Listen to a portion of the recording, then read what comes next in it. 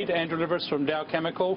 As Reid said, it was very much a working session today, following a month ago when we first met with the President. Needless to say, we in the manufacturing sector, all the CEOs that were here today and in the last meeting, are very encouraged by the pro-business policies of President Trump and his cabinet. Some of us have said that this is probably the most pro-business administration since the Founding Fathers. So there is no question that the language of business is occurring here at the White House, and we had the couple of hours we did. I think the working groups are going to be, all of you are going to hear a little bit about each of them. The working groups are right down the sweet spots of bringing back manufacturing jobs for the new century back to this country.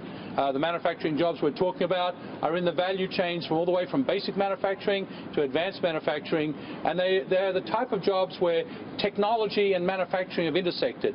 These sorts of discussions on tax, which was one of the working groups, tax and trade, regulatory reform, which was another one of the working groups, workforce for the future, a third, and fourth, infrastructure. I was in Workforce for the Future, and we really brought back in a very robust conversation, the CEOs in the room and in the greater session, with the President listening very intently and making great comments on the notion that the supply side in STEM and vocational training needs a national systemic fix.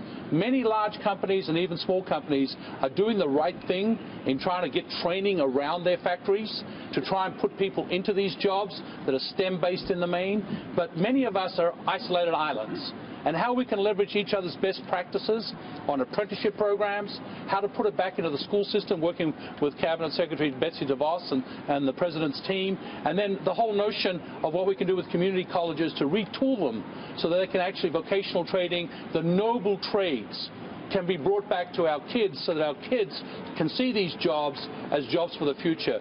We have supply side issues today, 500,000 open STEM jobs that we can't fill. We need to fill them with Americans, and we need to do that as a priority. The next several years, 3 to 5 million new jobs, even without the pro-growth policies of President Trump. There will be more jobs to fill.